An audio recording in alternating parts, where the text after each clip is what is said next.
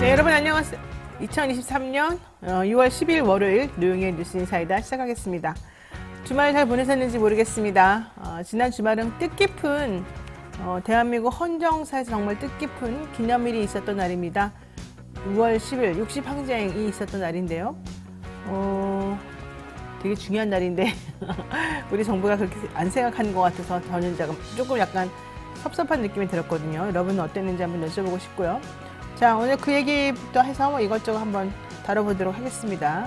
이진하 기자와 함께하는 뉴스픽 시간 준비되어 있고요. 매주 월요일에는 답답한 정치권에 사이다 같은 쓴소리를 해주시는 먼데이 스피커 박지원 전 국정원장과 함께하겠습니다. 자, 그리고 슬기로운 경제생활 시간에는 이인철 소장과 함께 지금 현재 경제 현안 한번 짚어보도록 할 텐데요. 생방송 중에 궁금한 점 있으시면 댓글로 남겨주시고요. 욕설이나 비방 같은 건 하지 말아주시기 바라겠습니다. 자, 노영의 뉴스 인사이다 본격적으로 시작하겠습니다.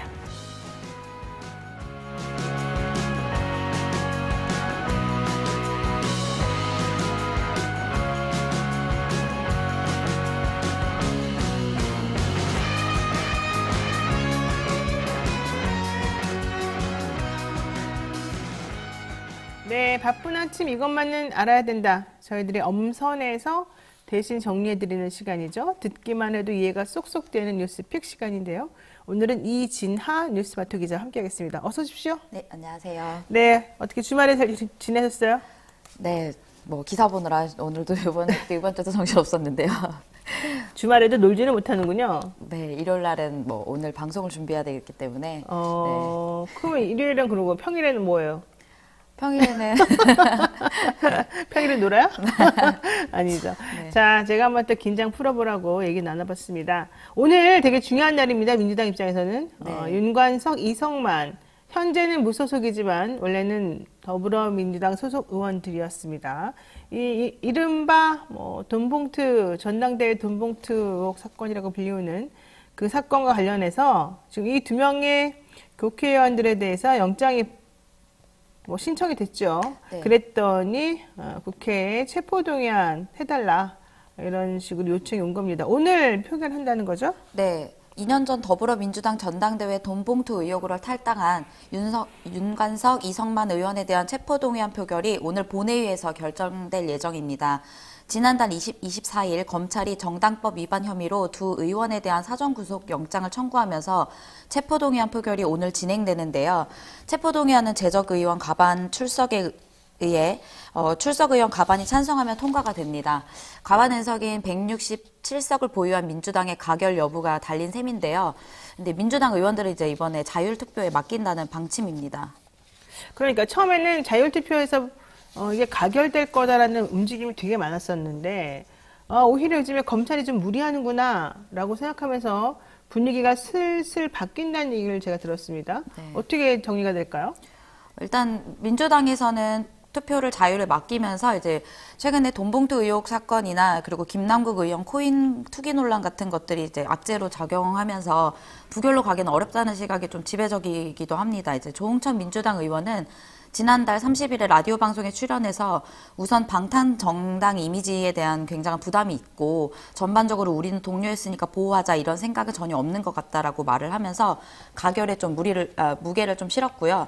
이재명 대표도 이 사건에 대한 검찰 수사를 촉구하고 두 의원이 자진 탈당한 점, 이래경 혁신위원장 낙마 등 여론이 악화된 점 등으로 가결에 기울 가능성이 크다는 관측도 나오고 있습니다.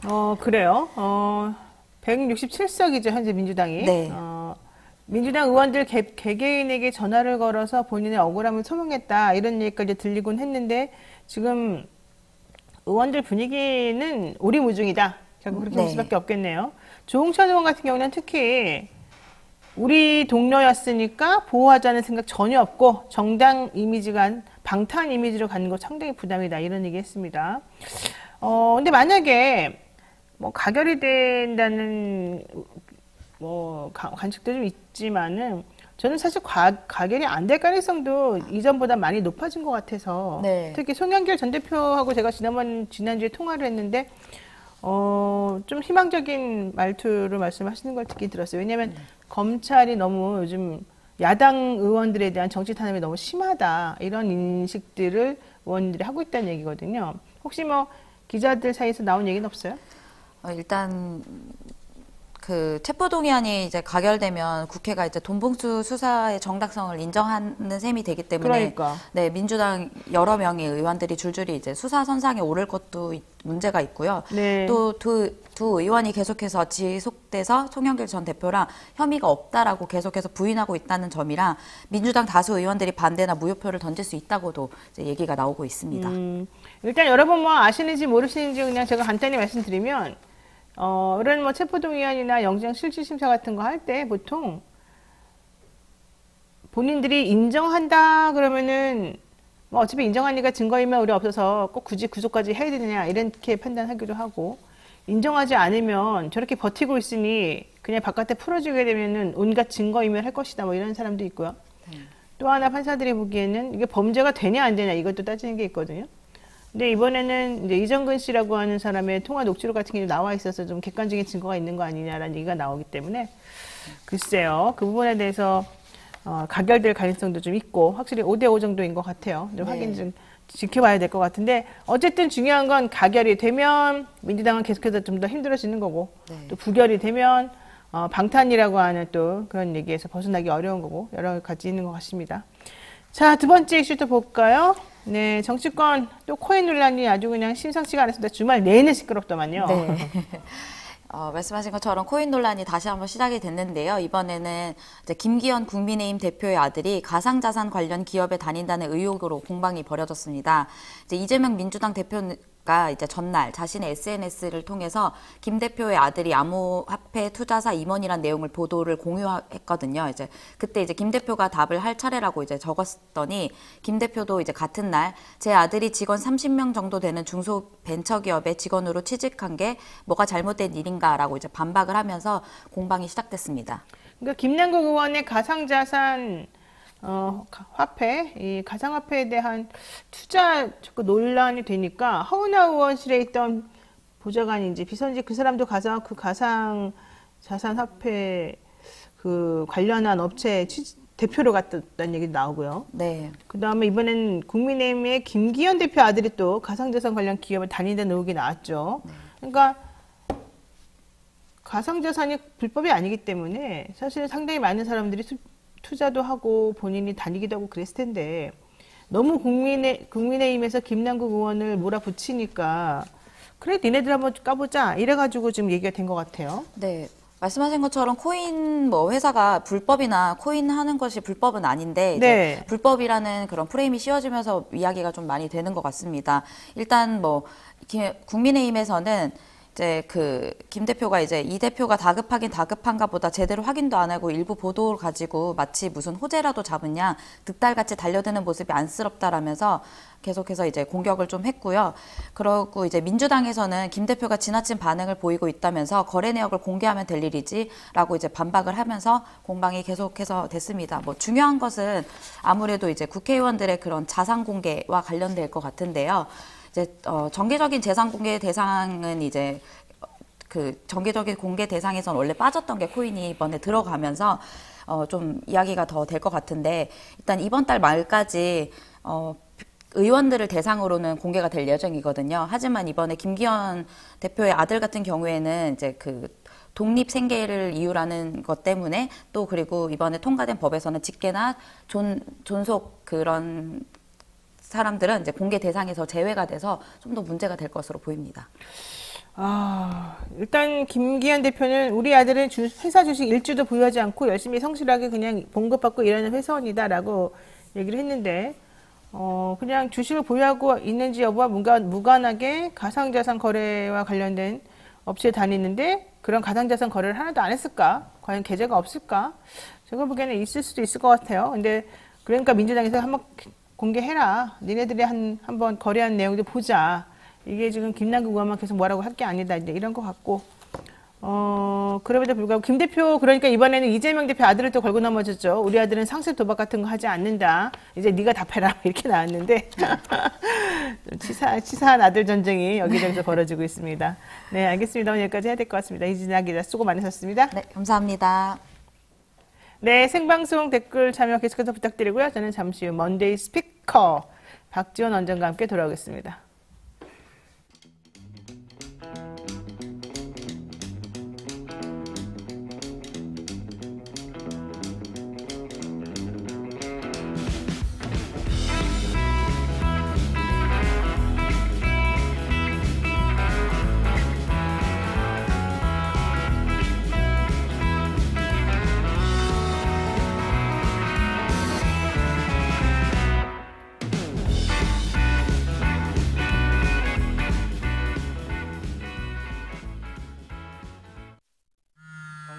벌칙 대상 행위, 금융위는 여보세요? 결과 발견된 뭐 맨날 똑같지. 형사 벌칙 시간 없어. 대상이 되는 행보여야 함. 나 시험 한 달밖에 안 남았어. 조사 규정 4조고요. 시정명령. 문제는 또 언제 조사 푸냐. 규정 제27조입니다. 응. 지금 먹으려고.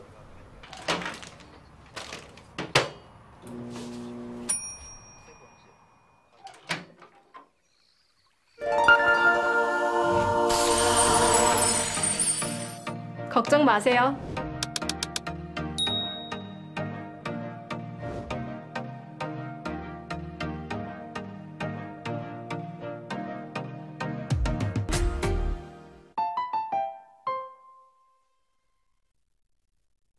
네, 저희가 앞서 잠깐 소개해드렸습니다만 요즘 정치가 하도 답답하죠.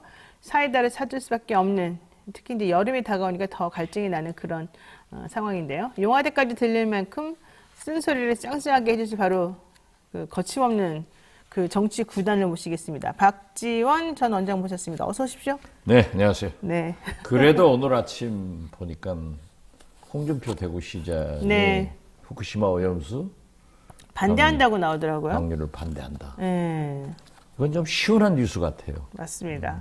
근데 홍준표 시장의 위상이 점점 어떻게 되는지 모르겠습니다. 고문에서도 그만두셨다고 화내시더니. 위상 여부에 관계없이 그래도 그런 현직 말씀을? 대구시장이고 정치인이고 네. 또 차기 대권 후보를 바라보시는 분이 세계인들의 건강과 우리 어민들 네. 그리고 우리 국민의 건강을 위해서 그렇게 얘기하시는 것은 특히 이 여당 출신이 얘기하는 것은 굉장히 용기 있는 용감한 정치인이다. 저는 그렇게 높이 평가합니다. 알겠습니다. 저도 마찬가지로 생각을 하긴 하는데요. 오히려 좀 좋은 소식인지 나쁜 소식인지 모를 게 하나 있어서 여쭤보려고 합니다. 이 후쿠시마 오염수 관련해서. 지난주에 여야가 청문회를 하기로 합의를 봤다는 얘기가 있었지 않습니까? 이 후쿠시마 오염수 시찰하고 오신 분들에 대해서. 이거는 오히려 잘못하면 면죄부 주는 거 아닙니까? 저도 그 시기가 뭐 지금 한다고 하면 좋아요. 네, 나중에 그렇지만은 이미 오늘 보도를 보면은 시험 네. 방류가 되고 있다는 거예요. 벌써요? 예, 시험을 하고 있다는데 어, 버스 지나간 다음에 손들은다? 그러니까. 그건 조금 어려운 것 같고 오늘 이제 국회 앞에서 네. 이 어민들이 조업을 중단하고 와서 그 반대 시위를 한다고 하는데 네. 이러한데 좀 더 역점을 두고 윤석열 대통령한테 요구를 해야지. 글쎄요, 나도 그 사후 약방만 그러니까 뭐 그것도 안 되는 물어본다고. 거죠. 뭐. 아니, 그러니까 우리들이 무슨 시료를 채취해 와서 분석 결과를 가지고 뭔가 해볼 수 있는 것도 아니고 그냥 그쪽에서 준 자료만 보고 잠깐 왔다 갔다 한 거 가지고 청문회 한다고 무슨 의미가 있을지 조금 의문스럽긴 하더라고요. 자, 그리고 홍콩에서는요, 그러니까 후쿠시마 오염수 방류와 관련해서 이제 일본산 수입을 우리 수입 안 하겠다, 수산물 수입 안 하겠다 이렇게 아예 얘기를 해버렸어요. 딱 잘랐더라고요. 뭔가 당연히 우리도 네. 안 해야 되는데 안 하는 것이 문제가 아니라 우리 산미르 바다인 대한민국에서 어민들과 그 그렇죠. 수산물은 어떻게 하느냐. 맞아요. 이게 굉장히 큰 문제죠. 근데 홍콩은 어쨌든 중국에 예, 속해 있는데 그렇죠. 예. 그렇게 강하게 나오고 지난번에 뭐 초치된 중국 대사도 후쿠시마 오염수 방류에 대해서 반대한다는 입장을 분명히 밝히기도 하고 네. 예, 우리랑 뭐 협력했으면 좋겠다는 말도 했기 때문에 중국이 앞으로도 조금 어떤 모습을 보일지 좀 강력하게 할지 조금 기다려준 사안이었습니다. 그런데 중국은요, 이렇게 그 대일 문제에 대해서 처음에는 우리나라하고 함께 강하게 하다가 뒤로 싹 빠져버려요. 그러니까 우리 보고 하라 그러고 우리보다 싸우라고. 그건 좀 모든 나라가 그런 것 같아요. 일본도 우리한테 맨날 조금 우리 들쑤셔가지고 우리 보고 다 하라 그러고 미국도 아니 글쎄 그런 것 그런데 같고, 예. 직접적인 그 피해가 우리나라가 가장 크기 때문에 네. 그럴 수도 있지만은 함께 해야 돼요. 맞습니다. 자, 이제 본격적으로 여쭤보겠습니다. 지난 주말에 60 민주항쟁 기념식이 있었는데요. 저는 이 뉴스 듣고 깜짝 놀랐어요. 이게 정부 기념일 행사 아닌가요? 그렇습니다. 예. 근데 왜 정부가 어떻게 빠지죠? 저는 이렇게 윤석열 정부가 옹졸한가 어, 이런 걸 느꼈는데요. 이건 헌법 정신을 파괴하는 행위다. 그렇게 봅니다. 네, 헌법 지금 정신. 현재 말이죠. 네, 윤석열 대통령 퇴진, 탄핵 네, 운운하시는 분들이 제가 지난 2월 달부터 이제 전국 강연을 다녔고 이번 주부터 또 시작합니다마는 네. 가면은 2, 3월에는 윤석열 퇴진, 탄핵 질무 동조를 하시는 분들이 한 20% 되더라. 20%는 됐어요.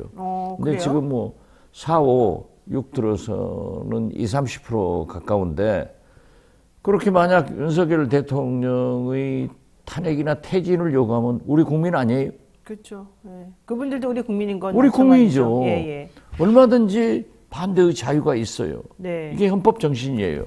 그리고 60항쟁이라고 하는 것은 김대중 대통령이 취임해서 처음으로 이제 공식적인 정부 행사가 됐는데 네. 아니 헌법을 부인하는 거 아니에요?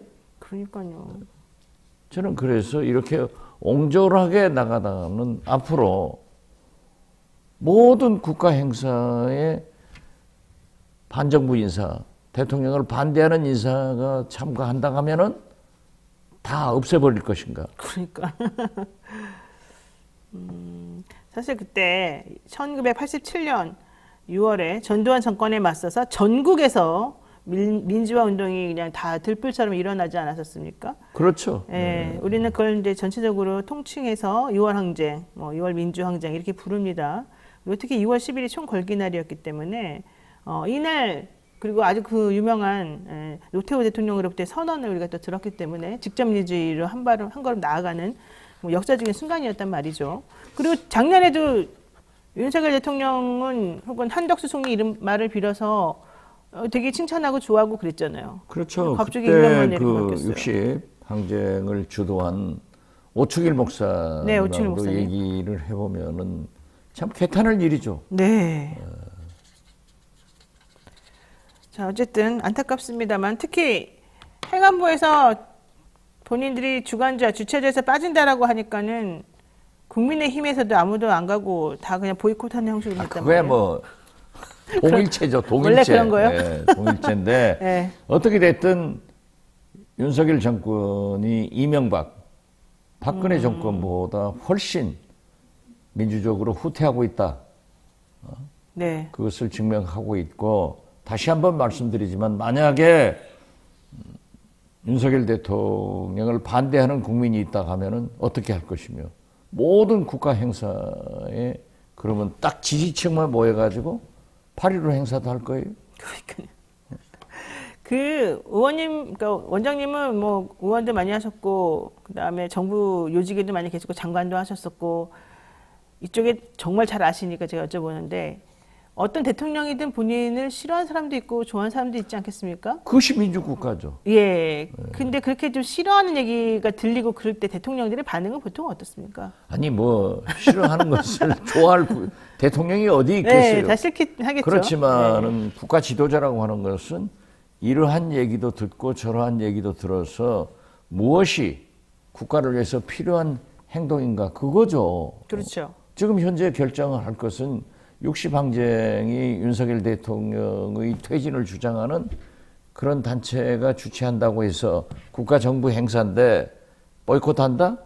집권 여당도 보이콧한다? 이것은 옹졸을 지나서 반헌법적 행위다. 저는 그렇게 봐요. 옹졸하기도 하고 반헌법적이다. 그렇죠. 네. 예. 자, 어쨌든 간단히 국민의힘 수석대변인 논평을 잠깐 말씀드리면 60 민주항쟁의 뜻을 이어받은 단체가 정작 그 본래의 취지와 다르게 대통령 퇴진을 요구하며 정치적 공격을 일삼는 시민단체에 후원하는 일이 발생했다. 민주라는 숭고한 단어가 더는 살인사욕에 이용되거나 방종과 폭주의 명분이 되지 않도록 그 가치를 지켜나가겠다. 이러면서 국민의힘에서는 60 민주항쟁의 기념식에 불참하는 일이 벌어졌습니다. 자, 이 두 번째 이야기 가겠습니다. 이재명 대표가 싱하이밍 중국 대사 만나가지고 나눈 대화를 가지고 주말 내내 좀 시끄러웠습니다. 특히 이 대사는 중국 패배에 베팅하면 후회할 것이다. 이게 바이든이 말했던 걸 조금 패러디 정반대. 비슷하게 예. 말한 겁니다. 예, 한중 관계의 책임은 중국에 없다. 우리가 이렇게 적자가 심하고 문제가 생긴 것을 뭐 신경 써달라고 이재명 대표가 말했지만 그거는 결국 니네 때문 아니겠냐 이제 이런 얘기인 거잖아요. 이거는 너무 좀 심한 발언일까요? 저도 싱하이밍 대사를 아시죠, 잘. 개인적으로 약 한 달 전에 만나서 저녁 식사를 하면서 그와 비슷한 얘기를 들었어요. 네. 그렇지만 저는 이재명 대표가 국익을 위해서 윤석열 대통령의 미일 편중 경계 외교를 보충하기 위해서 야당 대표로서 중국 대사를 만난 것은 잘한 일이다. 저는 그렇게 생각합니다. 네. 그렇지만은 좀 기술적 면제에서 김대중 대통령도 그런 말씀을 하셨어요. 모든 것은 망원경처럼 멀리 보면서 현미경처럼 세밀하게 관찰할 필요가 있다. 그런데 이 디테일에서 조금 문제가 된 것 같아요. 그래요? 뭐가 그런 과연 예. 그 외교 그러한 회담을 생중계하는 경우가 있는가 하는 것은 나는 민주당이 서툴렀다. 그렇게 생각해요. 네네. 어떻게 됐든 대표와 싱하이밍 대사가 만난 것은 굉장히 의미가 있습니다.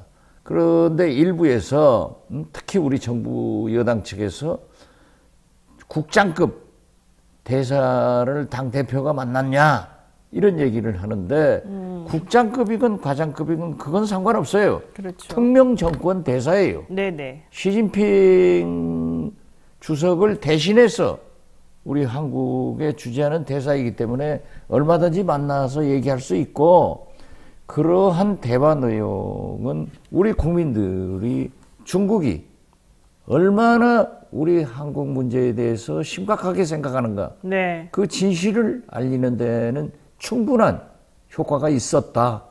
그리고 거기에 대처해서 이재명 대표가 교역 등 여러 가지 문제를 말씀한 것은 잘했다. 네. 그렇게 생각을 하고 거듭 말씀드리지만 좀 생중계를 그것도 민주당이 한 것은 서툴렀다. 저는 그렇게 봅니다. 그러니까 그 자리를 마련한 거나 이런 상황에 대한 건 다 충분히 이해가 가고 잘했는데 타이밍도 적절했고 문제는 그런 것을 좀 직접적으로 걸러지지 않고 뭔가 전달되면서 오해가 생길 수 있는 부분이 있으니까 생방보다는 조금 뭐 정리해서 보내주는 그런 게 필요했을 것이다. 그렇죠. 아무리 가까운 한미 정상회담, 한일 예. 정상회담도 회담 내용을 생중계하는 경우는 세계 외교상 없어요. 그렇기 그래요? 때문에 저는 그러한 것은 굉장히 서툴렀지만은 네. 할 일은 했다. 그리고 우리 국민들이 중국 정부에서 얼마나 우리 한국을 바라보는 시각에 대해서 충분히 잘 파악이 됐기 때문에 네, 네. 우리가 중국은 사실 가장 중요한 우리의 교역국가죠. 예. 교역국가이고 안보상 가장 필요합니다. 최근에 반기문 전 유엔 사무총장도 저하고 똑같은 말씀을 했더라고요. 북한의 비핵화에 대해서 유엔 안보리의 제재에 대해서 중국의 역할이 가장 큽니다. 네. 그렇기 때문에 안보 면에서도 중국은 우리하고 불가분의 관계가 있어서 그렇죠. 네. 잘 외교를 해야 되는데 지금 현재 이렇게 경색된 책임은 어디에 있는가? 이것은 다른 바라보지 않고 손가락만 쳐다보고 얘기하는 것은 옳지 않다. 저는 그렇게 봐요. 그러면 싱하이밍 대사가 한 말이 사실은 내정 간섭 수준이다 이러면서 되게 분노했지 않습니까? 그래서 외교부가 초치도 하고 그랬지 않습니까? 근데 그거는 뭐 우리 입장에서는 그럴 수 있는 겁니까? 아니면 너무 과민하게 반응하는 겁니까? 그 중국 대사가 너무 그 말을 조금 심하게 외교관인데 했어요? 외교적 수사를 쓰지 않고 직설적 그러한 표현을 쓴 것도 저는 옳지 않다고 생각해요. 예. 좀 본인이 시진핑하고 친하다고 생각해서 그런 아니, 걸까? 시진핑하고 친하다가 아니라 뭐 국장급 대사다 이런 얘기를 하면 되겠어요? 네. 우리나라도 보면요 국장급 대사들이 많이 나가 있어요. 네. 그럼 그 나라에서도 상대하면서 나 당신 국장급이니까 상대 안 한다? 네. 이것은 말도 안 되죠. 특명 정권 대사예요. 특명 정권 대사. 자, 우리가 이렇게 초치하니까 또 중국도 가만히 있지 않습니다. 우리나라 주중대사 불러가지고 혼내줬다는데. 원래 그런 그렇게 하는 거예요, 외교는 원래 그렇게? 상호주의이기 때문에 한국 주재 중국 대사를 외교부에서 불러서 얘기를 하면은 중국도 당연히 우리 대사를 불러서 얘기하기 때문에 저는 어떤 그러한 심각성을 서로 이해하는 데서 새로운 출발의 계기로 삼았으면 좋겠다. 그런 생각합니다. 근데 제가 생각하기엔 좀 그런 것도 있어요. 사실 중국하고 우리나라하고 관계를 보게 되면 뭐 지난번 사드도 그랬고 이번도 그렇고 좀 고비고비마다 정권 바뀌면서 뭔가 좀 껄끄러운 부분들이 하나씩 생기지만 그럼에도 불구하고 어쨌든 교역도 오래 하고 잘하고 우리나라 입장에서도 절대 함부로 할 수 없는 그런 국가이지 않습니까? 외교에서는 가장 중요한 것은 국익입니다. 네. 중국과 그렇게 해서 예. 경제적으로 이익이 되는가, 그렇죠. 안보적으로 이익이 되는가, 이걸 먼저 봐야 외교가 출발하지. 그러한 것을 좀 대통령께서나 윤석열 정부에서는 잘 보았으면 좋겠어요. 네. 우리 경제가 지금 어느 정도입니까?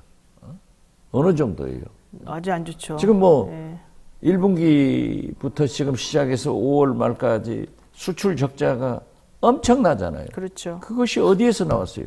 중국에서 나왔단 말이에요. 네. 심지어 중국에서 한한령 이런 걸로 해가지고 우리 관광객도 안 오잖아요. 네. 단체 관광객은 우리나라만 없는 거예요. 아. 그래서 이재명 대표가 얘기한 명동거리에 그러니까 명동에 중국인이 좀 와야 중국의 된다. 관광객이 넘쳐나도록 예. 민주당이 한번 해보겠다. 오늘 좋은 거 아니에요? 원론적으로 다 좋은 말들인데. 아, 좋죠. 예. 그러기 때문에 한번 이제 서로 의사 표현을 했기 때문에 여기에서 다시 출발하는 그런 계기로 정부가 만들어 가야 하고 이재명 대표도 계속해서 중국을 접촉해서 국익 외교를 보충해 줬으면 좋겠다. 네. 이런 말씀을 드립니다. 알겠습니다. 자, 요에게 막간 질문 하나 하겠습니다. 이동관 방통위원장으로 거론이 되고 있는 이동관 씨. 아들 학폭 문제가 계속 불거지고 나니까는 지금 학폭 피해자라고 주장되었던 사람이 나서가지고 나 학폭 피해자 아니다 그만해라 이런 입장도 보도에 한번 올라오기도 했고요.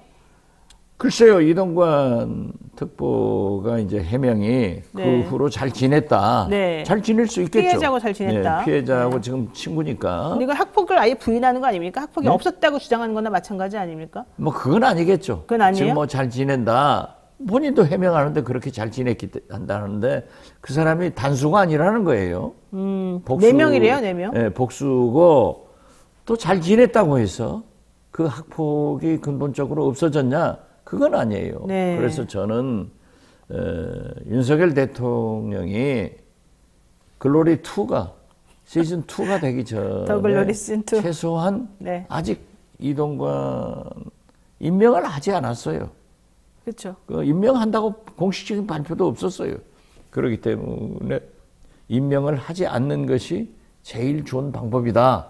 만약 임명 통보를 받더라도 이동관 특보는 사양하는 게, 고사하는 게 자기를 위해서나 가족을 위해서, 그러는 아들을 위해서도 필요하다라고 했는데 모두 주위에서 그래요. 아니다. 윤석열 대통령 성격상 반드시 임명할 거다. 하는데 오늘 아침 어떤 보도를 보니까 뭐 15일께 임명할 것이다 하는 보도가 나왔는데 네. 저는 불행한 길로 가지 않았으면 좋겠어요. 대통령께서도 대통령이, 예. 또 이동관 본인도 잘 선택을 해야 된다. 그렇게 생각합니다. 근데 주말에 그 얘기도 또 주말에 아니면 금요일인가 목요일인가 그 얘기도 나왔잖아요. 외부자들인가요? 채널 A에서 있었던 4년 그거 전. 저도 봤어요. 예. 예. 워낙 또 외부자들- 그런 프로그램 출연도 많이 하셨잖아요. 예. 이동관님도. 같이 출연도 많이 했는데 그러니까. 외부자들에서 이동관 씨가. 예. 씨가 이제 윤 대통령에 윤석열 대해서. 대통령이 거짓말에 대해서 6번, 7번 나 같으면 안 했다. 계속 거짓말한다고. 예, 이런 얘기를 했더라고요. 예. 그런데 뭐 그때 패널로서 그런 객관적 입장에서 얘기를 했으면 그 말씀이 본인한테도 적용돼야지. 그렇죠. 본인은 왜 거짓말하면 돼요?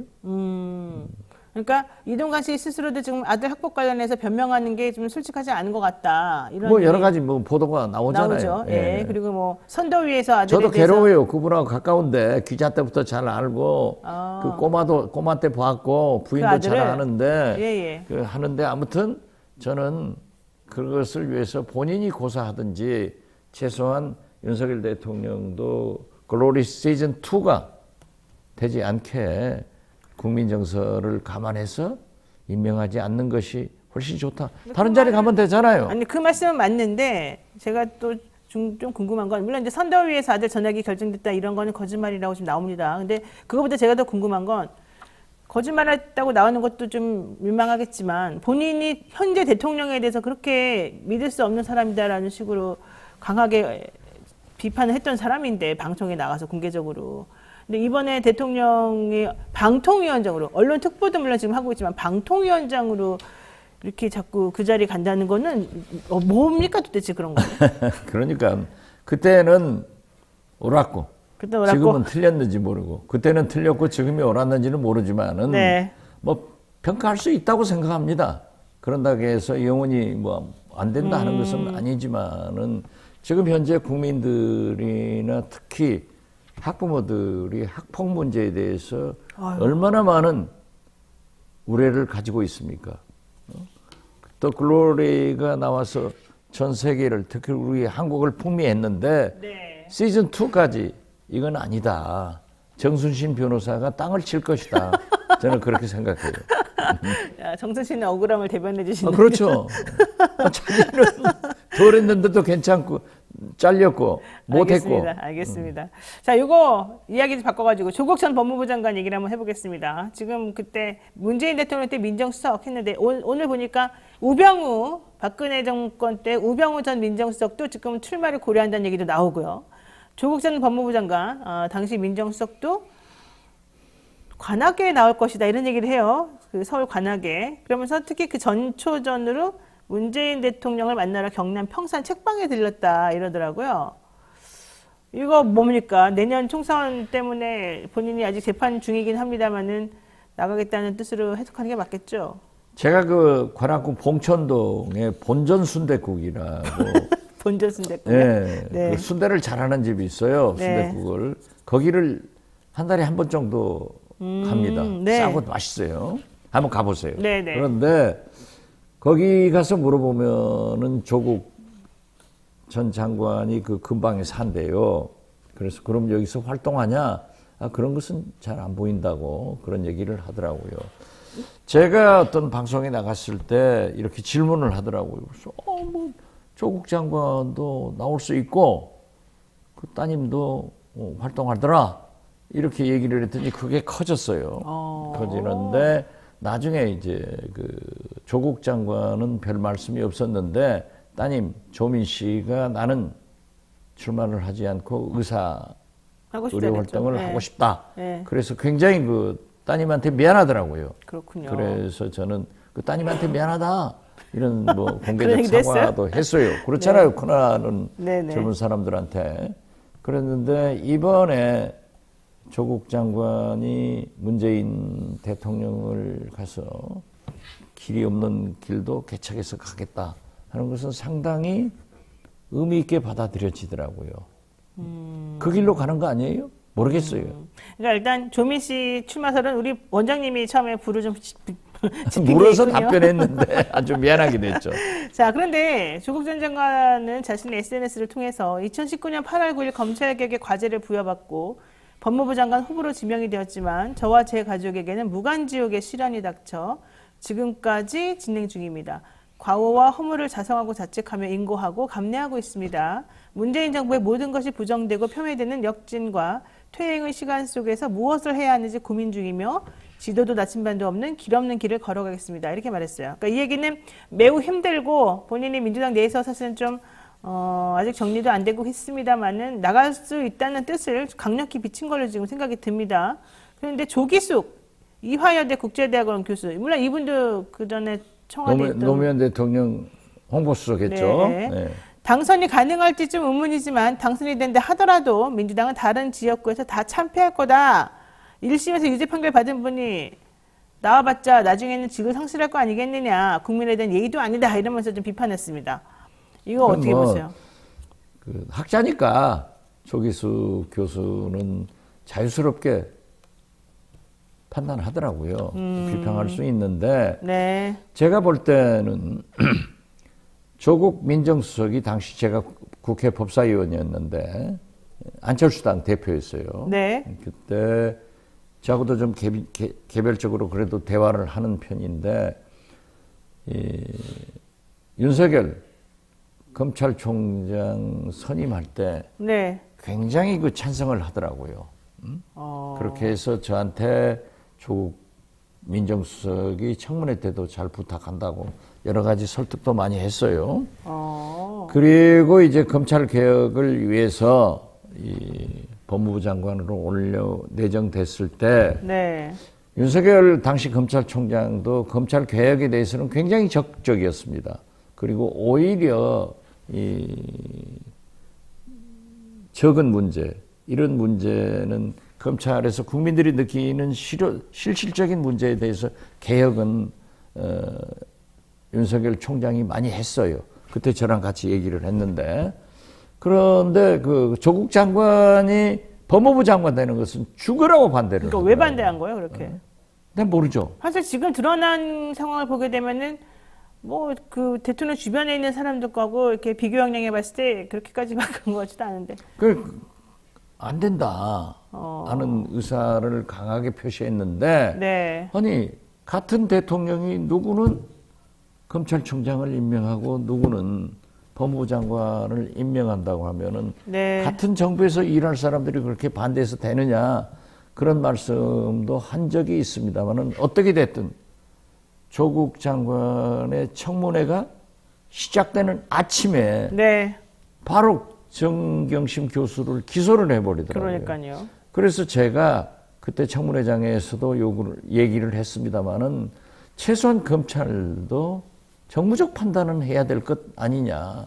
아무리 정경심 교수의 무슨 문제가 있다 하더라도 꼭 남편 법무부 장관이 청문회 시작하는 날 기소를 하는 것은 바람직하지 않다라고 했는데, 그때부터 이렇게 진척돼서, 그러니까 조국 장관도 한번 나올 것 같아요. 그러니까 원장님은 개인적으로는 찬성하시는 거예요? 조국 장관이 나오는 것은? 저는 그 문제에 대해서는 제가 답변하지 않는 것이 여러 가지로 좋을 것 같습니다. 알겠습니다. 그럼 이 얘기나 하나 여쭤볼게요. 지금 계속 위성정당 얘기 나와요. 민주당이 새롭게 위성정당 하나 만들 것이다. 특히 그 위성정당 얘기하는 게 손혜원 전 의원 얘기가 많습니다. 목포에서 계속해서 우리 원장님하고 같이. 아니, 그 손혜원 얘기는 하지 하지 말라니까요, 마요. 저한테. 그러면 손혜원 의원을 빼고 위성정당이 생길 거란 얘기 나오는 거, 이거 어떻게 보세요? 지금 현재 양양자 의원도 정당 얘기를 하더라고요. 아니 그건 뭐 양양자 의원은 자기 스스로가 창당한다고 하니까 네네. 뭐 금태섭 의원이나 이건 뭐 자기 자유죠. 성공하느냐 못하느냐는 국민이 결정할 문제고. 그렇죠. 그러나 위성정당 문제는 지난 총선에서 이미 병폐가 드러났잖아요. 그렇기 때문에 어떠한 경우에도 법과 제도로 위성정당의 탄생 같은 것은 막아주는 것이 좋다. 안 저는 나오는 게 반대한다. 좋다. 안 이렇게 만들어지는 게 생각합니다. 좋겠다. 그러나 지금 이대로 두면은 양당이 서로 승리를 위해서 위성정당을 만들 수밖에 없지 않느냐. 네. 정당은 왜 만드냐? 선거를 위해서 만드는 거예요. 선거는 왜 하냐? 이기려고 하는 거예요. 그렇기 때문에 정치권에다 그러한 고도의 도덕성을 요구하는 것보다는 그런 폐해가 있었으니까 국회에서 입법을 통해서 방지해줘야 된다. 저는 그렇게 생각합니다. 지금 위성정당으로 그대로 있는 당이 하나도 없잖아요. 그러니까요. 아니, 하나 있어요. 위성정당으로. 좀 말이 이상하긴 한데. 어쨌든 남아있는 당도 있어요. 시대전환. 아니, 이름은 있지만은. 그 기능이. 예, 알겠습니다. 하나만 마지막으로 여쭤보고 정리하겠습니다. 오늘 민주당 국회의원에다가 무소속으로 나가신 2명, 이성만, 윤관석 의원에 대한 체포동의안 표결이 국회에서 있을 예정이지 않습니까? 이른바 돈봉투 사건 관련해가지고 구속영장이 지금 청구된 상황이기 때문에 표결은 어떻게 될까요? 저는 민주당 원내대표를 할 때도 비록 지금 국민의힘 전신인 여당 네. 의원들이 검찰에 의거해서 체포동의서가 구속동의서가 오면은 본인이 부인하는데 국민의 대표인 국회의원을 검찰의 판단에 의거해서 하지 말자. 사법부의 판단 받아보자. 그래서 저는 되게 부결을 시켰어요. 네. 그러니까 그분들이 지금 국민의힘 전신이죠. 네. 전신 의원들이 불구속 재판을 받아가지고 이제 형을 살았던 분도 있고 그러는데 어떻게 됐든 저는 그 헌법 정신을 또 삼권 분립에 돼 있는데 국민의 대표인 국회의원에 대해서 검찰의 일방적 주장이다라고 지금 두 의원들이 한다고 하면은 네. 사법부의 판단이 중요하지 않느냐 그렇게 생각합니다. 그러니까 그렇게 생각한다면 부결하는 쪽으로 가는 게 좀 맞을 것도 같다. 이렇게 정리가 되었는군요. 글쎄, 근데 그 해석은, 분위기가 근데 해석은 노 변호사가 저보다 더 잘하네요. 근데 분위기가 원래 처음엔 가결 분위기였다가 이거 너무 검찰이 너무 심해도 심하다. 특히 국회 의원들 출입 기록을 전부 다 싹 압수수색해서 가져가면서 이거 별건으로 지금 연결될 수 있겠다라는 위기의식이 크대요. 국회의원들 그렇죠. 사이에. 그러한 그런 걸 생각해 보면은 과잉하니까 그런 것이 굉장히 커지죠. 네. 왜냐하면은 사실 이 삼권 분립 차원에서 행정부도 검찰도 법원도 다 중대한데 또 국회도 중대하죠. 네. 그렇기 때문에 제가 자꾸 얘기하는 것, 그 조기숙 교수가 네. 또 얘기를 했고 오늘 한겨레도 민주당 개혁에 대해서 얘기하면서 그러한 뭐 돈봉투 이런 문제를 모두 한동훈 검찰 책임이다 하지 마라 이거죠. 아, 그러면 오히려 안 좋습니까? 그럼 아니죠. 자기들이 만든 거 아니에요? 그 녹음이 나왔고. 그렇죠. 그러한 진실이 어느 정도 있지 않냐 이거지. 이것을 무조건 한동훈 장관이 검찰이 민주당을 탄압한다. 이런 프레임으로 가지 말고 깨끗하게 해라. 저는 그렇게 얘기하는 거예요. 근데 깨끗하게 했을 때 너무 감당해야 될 위험성이 좀 리스크가 크지 않습니까? 그렇지만은 국민은 개혁과 혁신을 거기에서 바라보고 있잖아요. 그렇기 때문에 네. 저는 국회의원들 판단에 맡겨라 이거죠. 그 판단이라고 하는 게 저는 본인들이 그렇게 완강하게 부인한다고 하면은 검찰의 칼에 네. 이거에서 국회가 좌우되는 것이 아니라 네. 사법부의 판단을 받는 불구속 재판이 좋다. 저는 그렇게 생각합니다. 헌법 정신도 다 불구속 재판 아니에요? 불구속 재판이 타당한 것 같다. 그럼 혁신위원장 자리는 누가 가는 게 맞아요? 이제 뭐 내부하냐 외부하냐 이랬다가 또 다시 외부 인사를 영입한다고 그러던데. 그래도 아무래도 국민들이 납득하는 혁신위원장은 민주당의 혁신위원장. 네, 네. 민주당이죠. 외부가 좋을 것 같고 저는 세 분의 교수들이 거론되고 있는데 네. 그중에 김태일 교수는 잘 알고 네. 나머지 두 분은 면식이 없습니다. 아무튼 저는 좋은 사람이 와서 민주당을 완전히 환골탈퇴하는 그런 계기를 또 지도부와는 별개로 독립적 기구로 한번 확 바꿔라. 이런 것을 김태일 요구합니다. 교수는 그런 사람일까요? 글쎄요, 몰라요. 아니, 본래 잘해요. 원래 잘해요? 예, 우리 민주당에 대한 애정도 있고 또 대구에서 알겠습니다. 굉장히 활동도 많이 하셨고 네. 우리에게 늘 좋은 얘기를 했는데 이제 대학 총장 하시다가 뭐 정년을 하신 것 같은데 저는 그런 분도 좋고 다른 두 분도 좋더라고요. 네, 알겠습니다. 경력상 보면은 알겠습니다. 제발 무슨 다른 그런 글이 안 나왔으면 좋겠어요. 네, 알겠습니다. 자, 오늘 박지원 원장과의 말씀 여기까지 듣겠습니다. 고맙습니다. 네, 감사합니다. 네, 지금까지 정치구나 박지원 전 국정원장과 함께했고요. 잠시 기다리시면 슬기로운 경제생활로 돌아오겠습니다.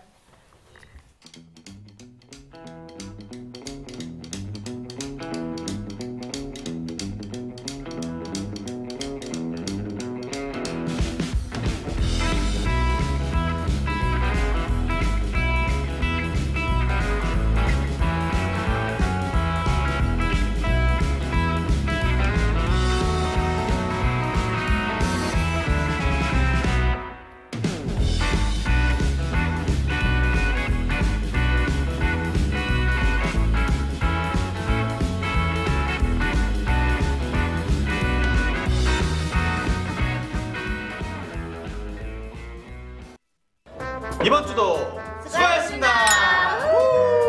역시 붉으면 맥주야.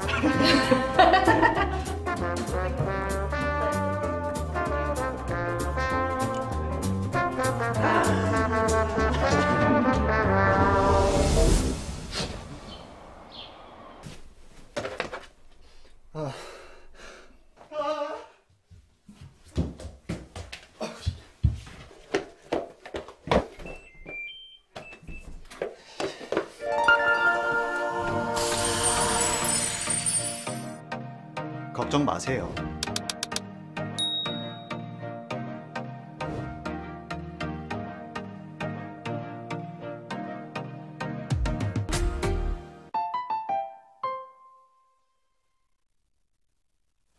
네, 매주 월요일 아침 알아두면 피가 되고 뼈가 되고 돈이 되는 경제 뉴스 슬기로운 경제 생활하는 시간입니다. 이인철 참 좋은 경제연구소장 모시겠습니다. 어서 오십시오. 네, 안녕하세요. 김석환님께서 경제는 이분이 제일 쉽게 풀어주십니다. 이인철 소장님 짱입니다. 이러셨는데 그런가요?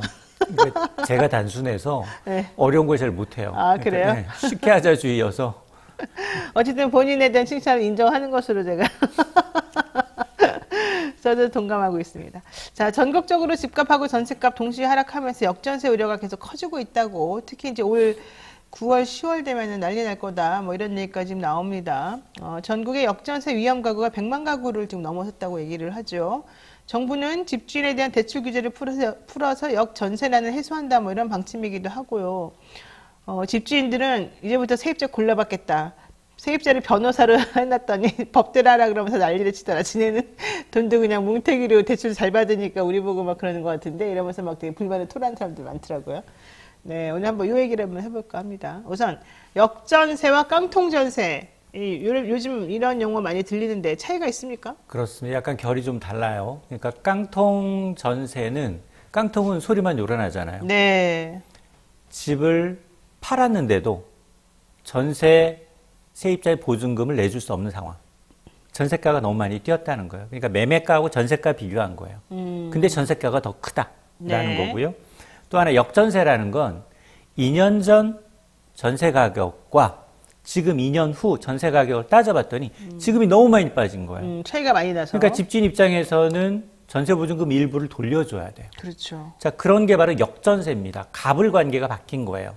근데 최근 2년 동안 집값도 많이 빠졌지만 전세값도 많이 빠졌고요. 특히 전세 사기 사건이 지난해 말부터 정말로 우리나라 수도권을 강타하다 보니까 네. 사람들이 빌라, 다가구 주택, 오피스텔 거의 혐오 시설처럼 느끼고 전세 안 하고 차라리 난 월세 살겠다라는 분위기가 완전히 바뀌다 보니까 그러니까요. 역전세가 지금은 그런 다가구, 다주택, 오피스텔이 아니라 아파트로까지 확대가 되고 있는 상황입니다. 저도 지금 사실은 빌라 전세를 살고 있는데 1년 전부터 1년 반 전부터 내놨어요, 사실은. 근데 안 나가요. 그래서 우리 주인이 다 새로 올수리 다 해준다. 그리고 전세값도 저희가 좀 비싼데 그걸 좀 깎아준다. 몇 억을 깎아준다. 이래도 안 나가더라고요. 그러다가 요즘 조금 들어서 좀 많이 오더라고요. 맞아요. 요즘에는 조금 이제 바닥에서 조금 이 움직임은 보이고 있는데, 마찬가지로 집주인 입장에서 보면 사실 강남 빌라는 굉장히 돈 있는 여력이 있는 사람이에요. 네, 비싼 데죠. 그럼에도 불구하고 집주인이 여력이 있기 때문에 세입자한테 야, 전세 보증금 일부 돌려주겠다. 이게 가능하지만, 그러나 대부분에 보게 되면 평균적으로 보면 전세값이 2년째 7천만 원 넘게 떨어졌어요. 많이 떨어진데 상위 1%의 경우는 3억 6천만 원 떨어졌어요. 네, 3억 넘게 떨어졌어요. 그러니까 여기 1%가 사는 반포에 사는 노영희 변호사는 3억 6천을 받아야 돼요. 왜 이러세요? 동네까지 언급을 하시면서. 3억 6천만 원을 받아야 되는데 네네. 집주인이 3억 6천만 원 내줄 수 있는 사람이 얼마나 되겠습니까? 그러니까 그분도 마찬가지예요. 맞아요. 그분도 네. 그 집을 사면서 분명히 돈을 들였을 거예요. 전세 대출을 꼈다든가 아니면 대출도 받고 네. 했기 때문에 이자 부담이 굉장히 커요. 그런 상황에서 이제 이 막히다 보니까 이렇게 지금 그나마 좀 경우가 좋은 건 뭐냐? 집주인이 그나마 이제 이 집주인이나 아니면 세입자가 전세 반환 보증 보험에 들어있는 경우에는 그거는 정부가 허그가 주택도시보증공사가 대신 내줘요. 집주인이 못 내면. 네. 그러니까 그런 사고가 지금 넉 달 만에 지난해 건수를 추월하고 있습니다. 그 정도로 상황이 좀 심각해요. 그러니까요. 예. 크라운님께서도 저도 내놨는데 전혀 움직임이 없습니다. 이러는데 이렇게 해서 걱정하시는 분들이 주변에 꽤 많더라고요. 근데 이런 역전세 주택이 나는 수도권이냐 뭐 주방이냐 뭐 서울이냐 가릴 것이 없습니까? 아니면 서울만 특히 그런 겁니까? 뭐니까? 지금 보니까 이제 한국은행이 걱정하는 게 그거예요. 야, 지금 전세가 역전세 위험이 있다라고 하면, 전세 가격이 집값의 한 80%를 웃돌아서, 네. 80%를 웃돌아서 조금만 더 가면 정말로 이거는 진짜 전세보증금 돌려받기 좀 어렵다라는 경우거든요. 자, 그런 경우를 따져봤더니 지난 4월 기준 역전세 위험 가구가 102만 가구예요. 전국적으로. 아이고 많네요. 자, 이걸 그러면 다 지방일까? 아니다라는 겁니다. 왜냐? 지금 주택을 지역별로 보니까 경기 인천이 56%, 네. 10가구 가운데 6가구가 정도가 위험하고요. 그 다음에 비수도권이 50%, 절반, 두 채 가운데 한 채, 네. 서울도 48%예요. 그러면은 비수도권, 뭐 서울 다 비슷하게 한 절반 정도, 1대1 정도로. 그렇습니다. 그런 게 지난해에 비해서 2배 이상, 2배 가까이 급증했기 때문에 네. 아마 이걸 그냥 단순히 지방의 문제다. 지방은 왜냐하면 집값도 떨어지고 전세값도 떨어지고 꿈틀하지 않고 있는 데만 문제가 아니라 조금 반등하고 있는 수도권과 서울도 문제라는 겁니다. 근데 요즘 집값 좀 올라가고 있는 것 같고 분위기도 좀 살살 바뀌는 것 같긴 하거든요. 그러면은 뭐가 좀 괜찮지 않나요? 왜 9월, 10월 계속 역전세 얘기를 하는 거죠? 왜냐하면 이게 사실은 입주 물량의 장사 없어요. 근데 물량이 너무 많구나. 맞습니다. 2년 전에 분양됐던 거, 2, 3년 전에 분양됐던 것들이 입주하다 보니까 강남까지도 네네. 신규 입주장이 몇천 가구가 넘게 되면 구지의 전세 가격을 동시에 떨어뜨려요. 그런데 지금 9월 정도가 되면 특히 2년 전 전세 만료 기간이 대부분 하반기예요. 하반기 왜냐하면 애들 이제 학교 들어가기 전에 수요가 가장 많거든요. 네. 그러다 보니까 하반기에 굉장히 그 전세 손바뀜이 많아지다 보면 집주인 입장에서 보면 세입자를 못 구하면 떨어진 금액만큼 돈을 내줘야 되는 거예요. 그게 바로 9월, 10월입니다. 근데 그러면 결과적으로는 전세제도 그래서 작년인가부터 전세 안 한다, 나 월세 하겠다 이런 사람들도 많았고 전세 제도는 폐지시켜야 된다 뭐 이런 얘기까지 나왔는데 이게 우리나라 전세금이 워낙 오래된 그런 제도이기 때문에 물론 다른 나라 안 한다고 해서 우리가 마음대로 막 폐지해서 끝날 문제는 아닌 것 같은데 무슨 부작용이 있을까요? 이게 네. 전세 보증금 규모가 얼마나 될까요? 우리나라 가계부채랑 비슷해요. 1,058조. 그렇게 많아요? 1,058조? 지난해 말 기준. 네. 전세 보증금이 1,058조예요. 이거는 이자가 붙지 않는 거잖아요. 집주인이 세입자한테 받아서 2년 후 내지 4년 후에 내줘야 되는 그리고 돈이에요. 이자 상당이 원래 차임 아니에요? 이자 상당이 차임이죠, 결국에는. 그렇죠. 네. 근데 이제 그 규모가 너무 커서 전세제도 폐지한다? 그럼 굉장히 큰 금융의 혼란이 부추겨질 수 있습니다. 또 하나 문제는 뭐냐? 이게 사실은 우리나라 가계부채 앞서 얘기했잖아요. OECD 국가 가운데 국가 경제 규모를 넘어선 건 우리나라가 유일해요. 근데 여기다가 지금 만에 하나 이걸 폐지하게 되면 이걸 어쨌든 내줘야 돼요. 그렇죠. 다시 누군가 빚을 내야 된다는 얘기입니다. 그러니까 빚이 기하급수적으로 늘어날 수 있어요. 이거 과도기적으로 힘들겠군요. 그러니까 원희룡 국토부 장관까지도 사실은 최근에 뭐 미추홀구 전세 사기 사건 중간 발표했잖아요. 네. 4,600억 원 상당의 전세 보증금을 3천여 명의 피해자를 발생했잖아요. 그 중에 몰수 보전한 건 60억 원밖에 안 됩니다. 2%가 안 돼요. 그러니까 세입자들이 요구한 거는 구상권 청구해달라는 얘기는 야, 나 불안하니까 정부는 할 수 있잖아요. 막아서. 왜냐하면 그 돈을 가지고서 그 사람들은 전부 다 빼냈을 거 아니겠습니까? 네네. 빼내서 다 이제 분산해놓고 옥 살고 나오면 이 사람들 호화 변호인단 꾸리게 되면 몇 년 안 살아요. 그리고 나오면 떵떵거리고 또 산다는 거 아니에요. 그러니까 그걸 찾아내달라는 얘기인데 그걸 못하고 있다는 얘기지 않습니까? 그러니까 지금도 마찬가지예요. 이거 폐지가 되면 지금까지는 사실은 무주택 서민들한테 전세제도라는 건 집값이 너무 비싸기 때문에 내 집 마련에 주춧돌 역할도 해줬거든요. 네. 충분히 청약받고 청약 정도 되면 10에서 20%만 마련하면 야, 그 나중에 시간 좀 벌어서 전세 주고 그 사이에 돈 벌어서 내 집 들어가는 경우가 많았었거든요. 그러니까 그런 거에서 지금 갑자기 이 전세제도라는 게 사실은 그동안은 늘 전세값이 올라왔기 때문에 집값이 계속 올라왔기 때문에 마련되어 있는 부작용이 나타나지 않았을 뿐인데 집값 하락기에 이렇게 전세 사기꾼과 같은 역전세난이 발생하니까 갑자기 없애버린다? 부작용이 만만치가 않을 뿐만이 아니라 그다음에 정부가 지금 고민하고 있는 건 그거예요.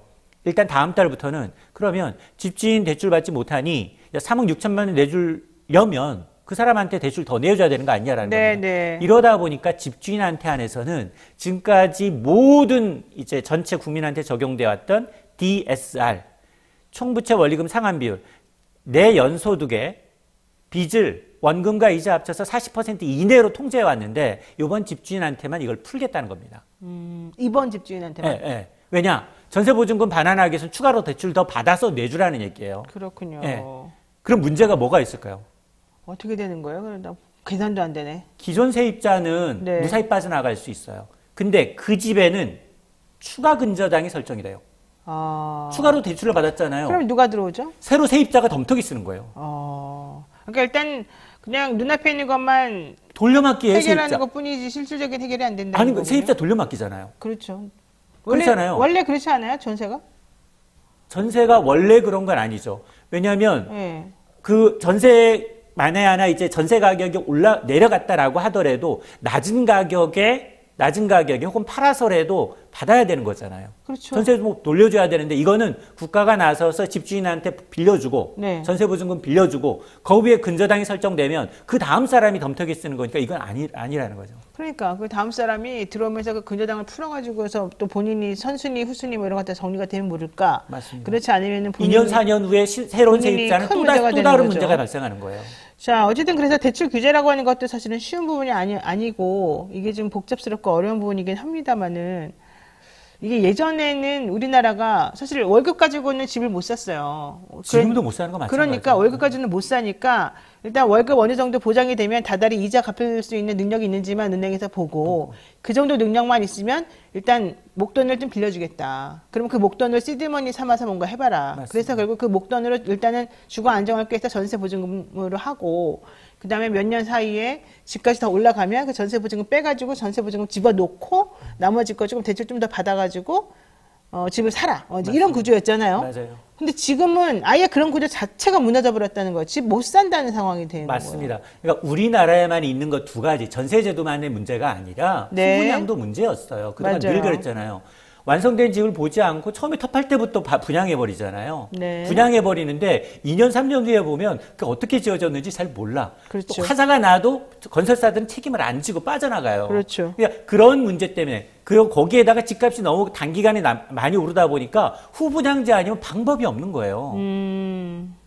그런데 이게 지금이 참 한창 뭔가 좀 바뀌고 그럴 때라서 더 우리가 좀 헷갈리고 좀 그런 것 같긴 합니다만은 그래도 그것 때문에 피해를 입어가지고 극단적 선택까지 하는 사람들이 많다는 거는 대책이 제대로 마련되어 있지 않다는 얘기밖에 안 그러니까 돼서. 저는 가장 아쉬운 게 뭐냐면 네. 물론 정말로 부동산 중개인이 꼈어요. 10명 중 4건이 부동산 중개인이 꼈다면 변호사가 아니라 아무리 법학 박사가 오더라도 속임수 당해요. 맞아요. 그런데 문제는 뭐냐? 이 사람들은 이미 수천억 원을 해먹었는데 친인척들한테 다 재산을 다 빼돌린 거야. 해먹은 돈을. 그리고는 호화 변호인단을 꾸려가지고 여기서 빠져나갈 궁리만 하고 있어요. 그러면 네. 국가가 하고 검찰이 해야 될 것은 몰수보존이에요. 그리고 마찬가지잖아요. 부동산 중개인도 지금 40%가 이제 계류가 돼 있다면 이 사람들은 양쪽에다 수수를 다 먹었어요. 네. 이 사람들 것까지 재산을 몰수부정해가지고 피해자들한테 돌려줄 생각을 해야 되는데 아니 4,600억 원 허공에 날아갔는데 60억 원이 고작 찾은 돈이. 모르겠습니다. 정말 전세 얘기만 나오면 워낙 금액이 크고 서민들이 주거 안정이 가장 기본이기 때문에 우리가 의식주 그러지 않습니까? 그런 것들 때문에 우리 오늘 그 체감적인 것들이 되게 정말 큰데요. 좀 현명한 대책을 좀 정부에서 마련해줬으면 좋겠다 이런 생각이 듭니다. 자, 다음 이슈 보겠습니다. 전기요금이 지난해부터 큰 폭으로 올랐습니다. 정부가 에너지 절약 캠페인의 일환으로 에너지를 아껴 쓰면 현금으로 돌려주는 에너지 캐시백을 지금 시행하고 있다는데 저는 전혀 이런 거 있는지도 몰랐는데 제대로 하지도 못하고. 자, 지난해부터 전기요금이 지금까지 얼마나 올랐습니까? 40% 올랐어요. 엥? 40%요? 지난해 전기요금 3번 올랐고요. 2분기, 3분기, 4분기, 그 다음에 올해 2번 올랐어요. 그래서 총 5번이 올랐는데 누적 킬로와트당 한 40원 가량 올라서 요금으로 치면 가정용의 경우 한 40%가 올랐거든요. 그래서 전기요금 너무 많이 오르다 보니 그 다음에 지금 올해 역대급 폭염이 올 것이다. 아, 에어컨 못 켜는군요. 네. 이제 우리 드디어. 슈퍼 엘니뇨 현상까지 얘기가 되거든요. 엘니뇨라는 게 뭐냐?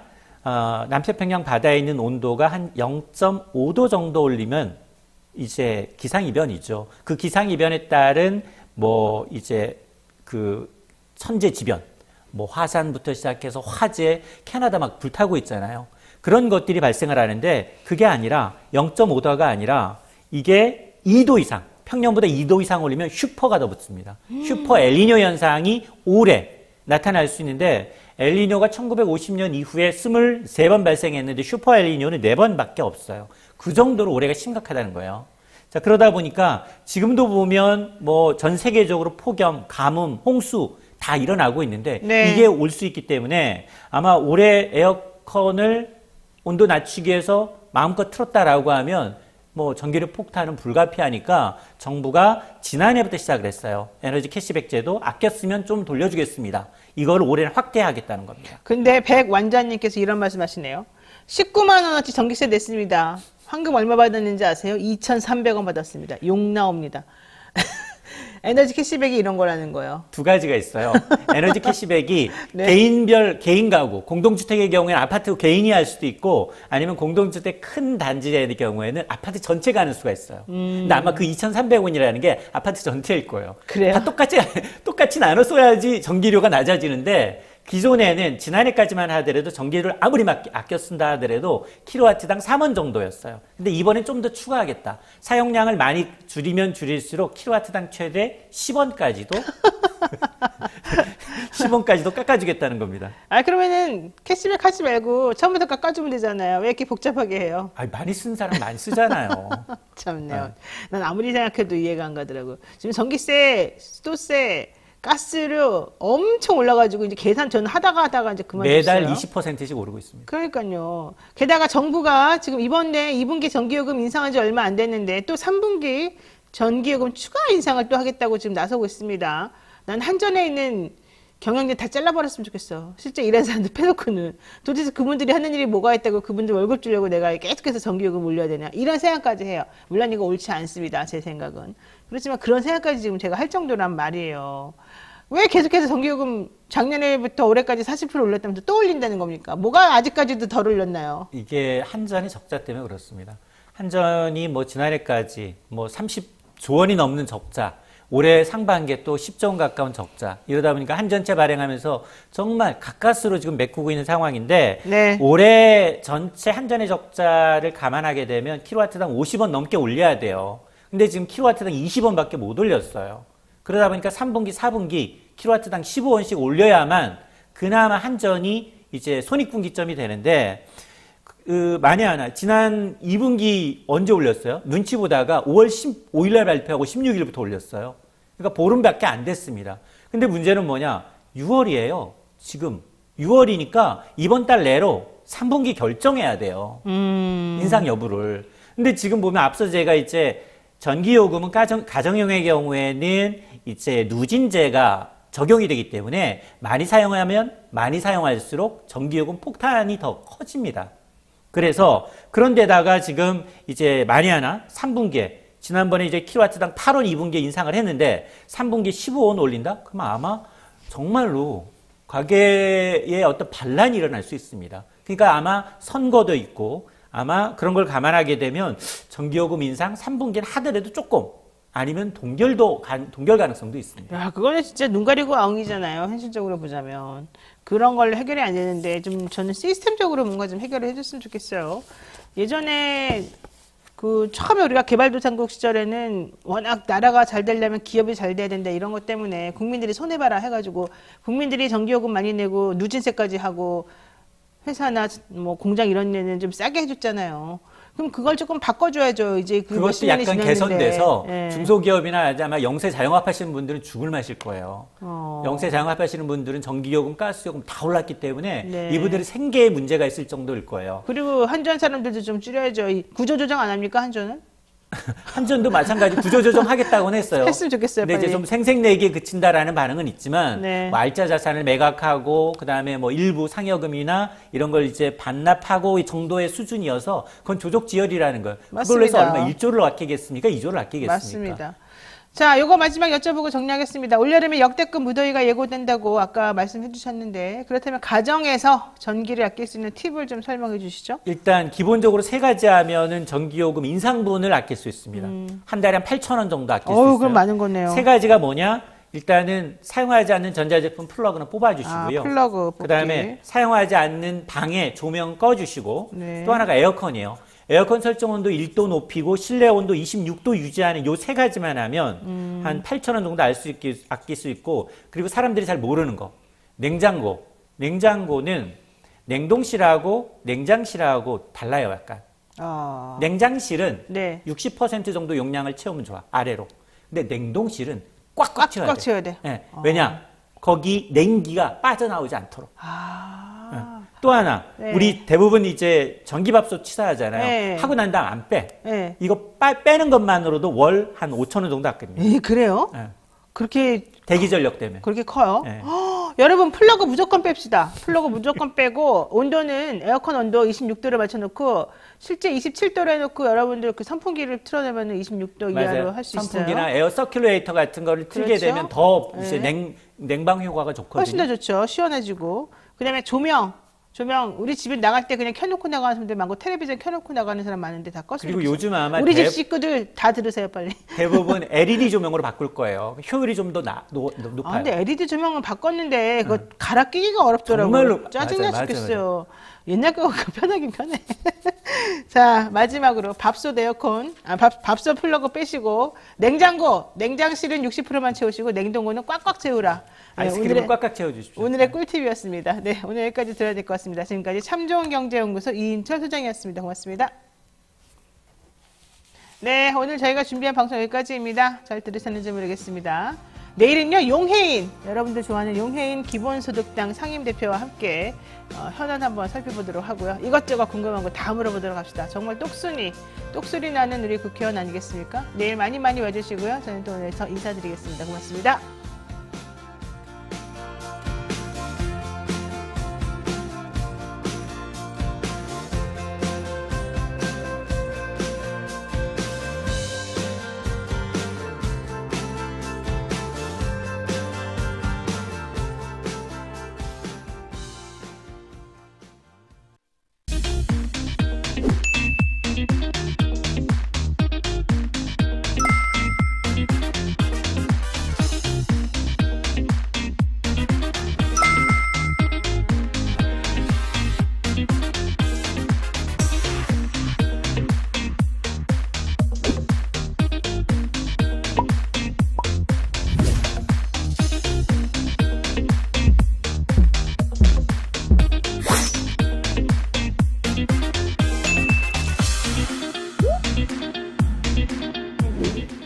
근데 1,000만 원을 초과하면 정말 너무 잘했어. 예를 들어 1,500을 들어야 돼.